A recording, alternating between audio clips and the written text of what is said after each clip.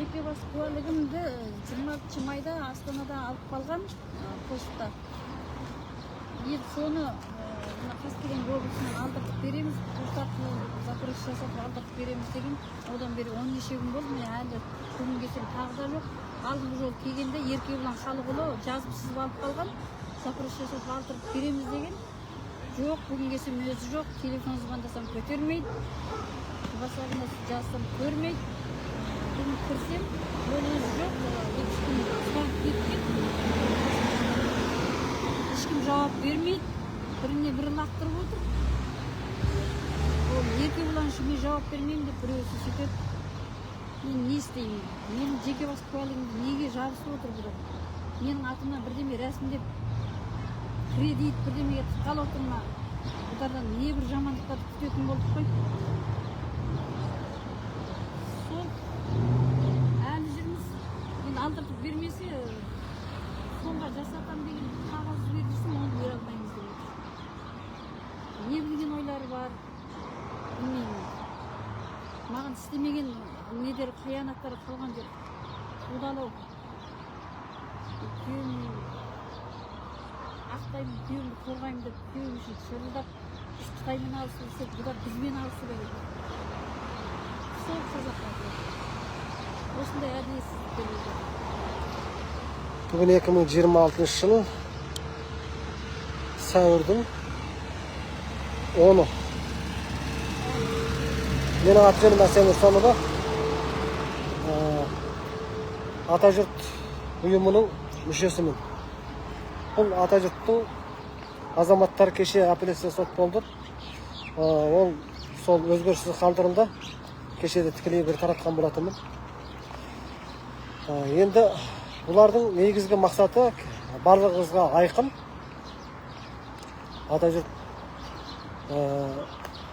азаматтарының негізгі Қытай геноцидіне қарсы. Қазақстан азаматы болған Әлімнұр Тұрғанбайұлы босатсын, және Қытай геноцид тоқтатсын. Ал Қытайдағы Әлімнұр Тұрғанбайұлы барып қамалды. Ал ол біреу екенінде нақты ақпаратқа шыққан. Ал ақпаратқа шықпаған кеше осы бізге келіп жатқан нақты хабарлардың өзі бәленбай адам барып сол жақта азамат енді ол жақта тіркеу болады ғой, сол тіркеуін өшіруге барып келе алмай жатқан қаншама адамдардан біз солардың туысымен хабарластық мысалында. Бірақ олар нақты ашық ақпарат беруге, былай шынайы шығуға қорқады екен. Және де олар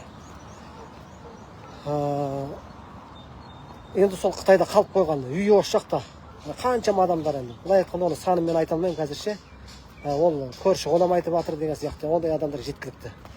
Ал енді сондай геноцид жасап жатқан Қытай коммунистік жүйесіне қарсы болған біздің азаматтарды міне бұлтартпас шарамен міне 5 жылға соттап жіберді.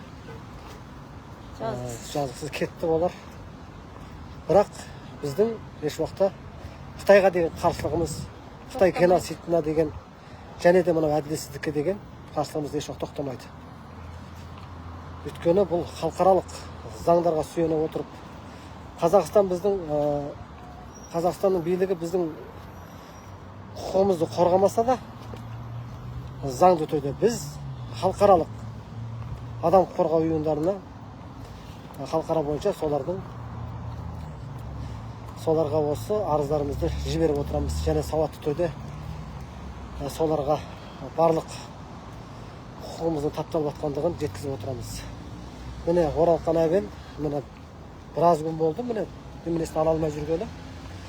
Жеке куәлігін ала алмай жүргелі.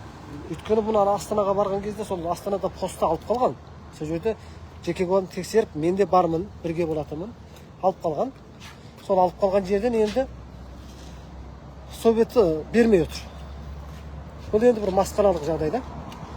Енді олар келе жатқанда айтқан, мен де естіген, ой, поштамен алдырып береміз, салдырып береміз деді. Береміз деген кешена Оспанов Мади деген бізді алып келген жігіт сотта кезіккен. О да ойбай тәте, мен ертең алдыртып беремін, өзім алдыртып беремін деп сөйткен. Онда телефон нөміріңді бер, хабарласатын десем, жоқ, өзім тауып аламын сіз деп нөмірін бермей қойды. Міне осындай жағдай бар. Сосын айтады, жұмыстан қудалап жүріп жұмыстан да шығарттыңдар ғой десем айтады, ертең барыңыз, мен кіргізіп беремін қайтадан жұмысқа дейді. Мен бір адамның алдына екі барып көрген жан емеспін. Енді ол жерден қудалау көріп, ол жерден шығып, енді ит болып мен қайтадан оның ит аяғын жалайтын ит емеспін. Бармаймын дедім. Не үшін барамын? Ауыр статьямен шығарам сені, қандай бір жерге жұмысқа кіргіздіртпеймін деп директордың өзі сөйтіп отырып шығарып отырса, енді мен неменеге барамын енді ондай жерге? Мен бір керемет маман иесіндей. Егер жұмыс іздеген болсаң, тек бір күн үшін жүрген болсаң, онда ол баяғыда саған қай жерде жұмыс көп еді, тыныш жата беретін еді ғой. Иә. Бәрімізде сол еді ғой.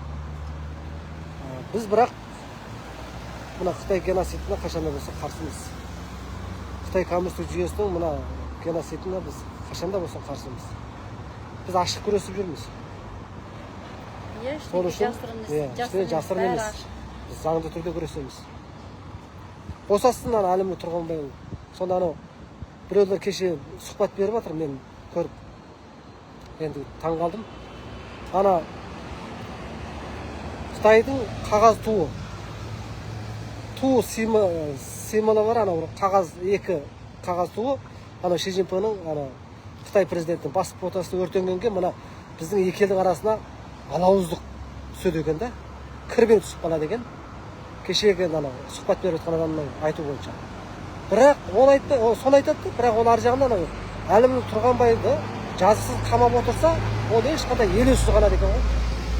Онда біздің бұл екі мемлекеттің арасына ешқандай бір алауыздық түспейді екен. Бұндай кірбең не түспейді екен. Адам қамап алса. Бірақ ана бір қағаз туды өртеп қойса, енді жандары шығып отыр. Соған мына бір кереметтей бір алауыздық қоздырды деген. Бапты жаңа Қытайдың нотасын делоға тіккен. Баршаңыз білесіздер. Міне осы жағдай. Біздің қаншама қазақтарды, қаншама зиялы қазақтарымызды жазықсыз түрмеге қамады, өлтірді, қырып жатыр, жойып жатыр. Онда бізге екі мемлекеттің ортасына ешқандай кірбеңдік тумайды екен.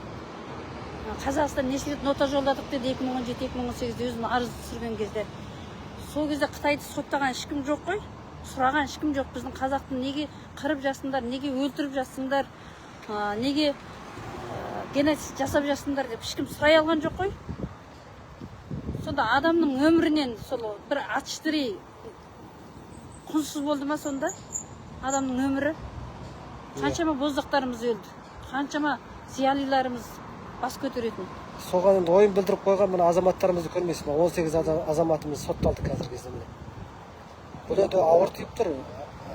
Мен бір жалғыз маған емес, жалпы ойлаймын, есі бар, ойы бар қазақтың барлығының жүрегін ауыр тиіп тұр деп ойлаймын. Бүгін міне біздің азаматтарды соттап жатыр. Ертең ойларына келген істейді. Кімді болса да соттағысы келсе соттай береді. Сол үшін халқым, сендер мына тыныш жатқандарың білмеймін енді.